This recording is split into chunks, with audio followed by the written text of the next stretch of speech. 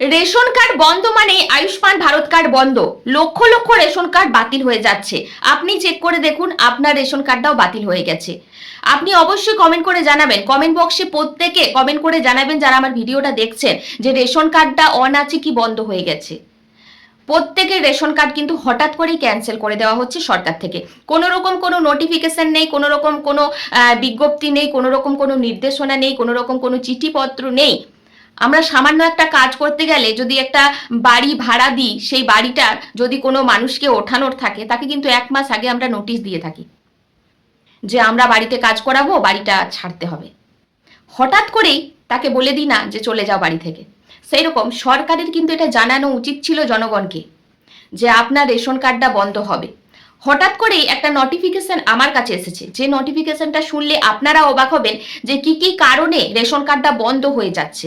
আর এই কারণটা আমি যেটা জানি এটা কতটা সত্যি অবশ্যই কেউ যদি জেনে থাকেন কমেন্ট বক্সে জানাতে ভুলবেন না।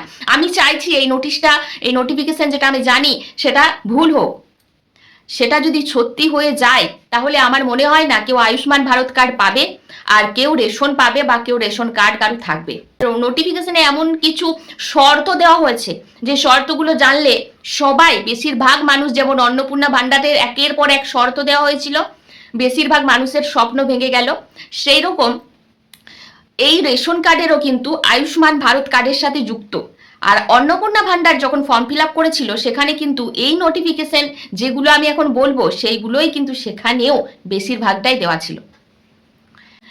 আপনার যদি পাকা বাড়ির ছাদ থাকে তাহলে আপনি পাবেন না রেশন, বা আপনার বাতিল হতে পারে রেশন কার্ডটি। আপনার যদি 3টে কক্ষ মানে 3টে পাকা রুম থাকে তাহলে আপনি পাবেন না রেশন কার্ড।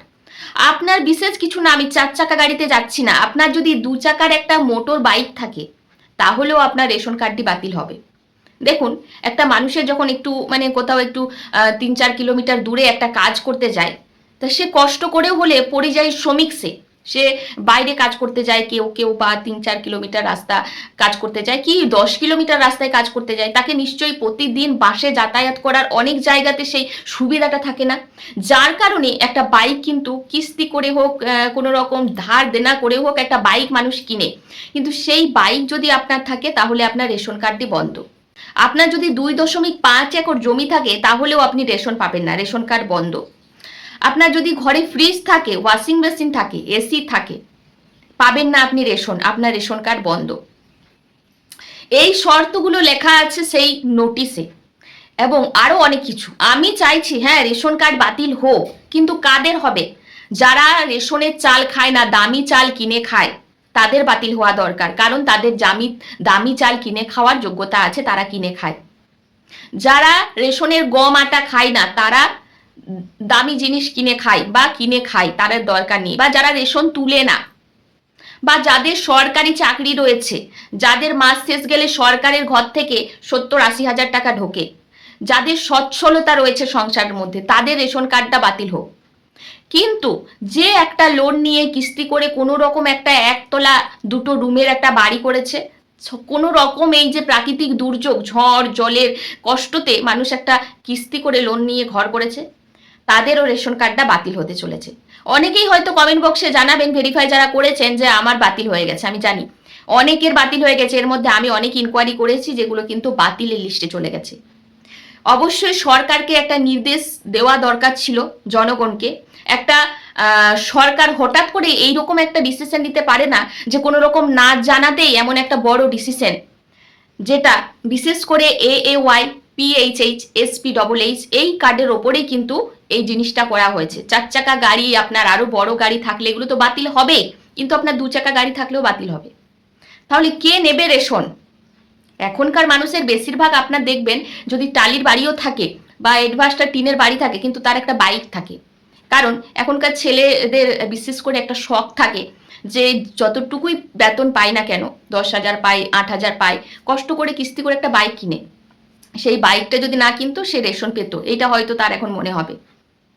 এখন কিস্তিতেই সব মানুষ, একটা ফ্রিজও সে একটা কিস্তিতেই কিনছে। ফ্রিজের এখন বিশাল কিছু দাম নেই, হয়তো 20-25 হাজার টাকার মধ্যেও একটা ফ্রিজ কেনা যায়, সে কিনেছে। তাহলেও আপনি রেশন পাবেন না, রেশন বন্ধ, বাতিল। মানে বুঝতে পারছেন এই নোটিফিকেশনটা কাদের কাছে আছে, কারা জানেন আপডেট, অবশ্যই কমেন্ট করে জানাবেন, বা কাদের রেশন কার্ডটা বাতিল হলো। আর এই যে রেশন কার্ড বাদ দেওয়ার ক্ষেত্রে মানে আয়ুষ্মান ভারত কার্ড তাদের বন্ধ, মানে তারা আর আয়ুষ্মান ভারত কার্ড পাবে না, আয়ুষ্মান ভারত কার্ডের আওতায় নেই। এই যে অন্নপূর্ণা ডিটেলস নিয়েছে সেই ডিটেলসের ওপর নির্ভর করে এবার কোন প্রকল্প আসবে আর কোন প্রকল্পের সুবিধা মানুষ পাবে সেটা জানি না, তবে মানুষের এই একের পর এক কিন্তু সরকারি প্রকল্প থেকে বাতিল হতে চলেছে। অন্নপূর্ণা পেতে গিয়েতে অন্নপূর্ণা পেল কিনা জানি না, তবে তার রেশন কার্ডটা বাতিল হতে চলেছে। তো রেশন কার্ডের আরও যদি কোনো রকম কোনো আপডেট থাকে আমার কাছে, অবশ্যই আমি আপনাদেরকে জানাবো যে রেশন কার্ড বাতিল হলে আপনি আয়ুষ্মান ভারত কার্ড পাবেন কি না, বা রেশন কার্ড কাদের বাতিল হবে, বা যাদের বাতিল হয়ে গেছে তাদের নতুন করে খোলা যাবে কি না, এই বিষয়ে যদি আমার কাছে আর কোনো আপডেট থাকে অবশ্যই নেক্সট ভিডিওতে আমি দেওয়ার চেষ্টা করব। তো ধন্যবাদ যারা ভিডিওটা এতক্ষণ ওয়াচ করেছেন, ভিডিওটা প্রচুর পরিমাণ শেয়ার করে দেবেন এবং আপনিও ভেরিফাই করে দেখুন যে আপনার রেশন কার্ডটা বাতিল হয়েছে নাকি আছে। থাকলে অবশ্যই ভালো, যদি না থাকে তাহলে কি করা যাবে, যদি ক্যান্সেল হয়ে যায় সেক্ষেত্রে কোনো রকম কোনো সরকার থেকে কোনো কিছু ঠিক করার কোনো পথ যদি থাকে, কোনো উপায় যদি থাকে, তো অবশ্যই আমি আপনাদেরকে জানানোর চেষ্টা করব। ধন্যবাদ।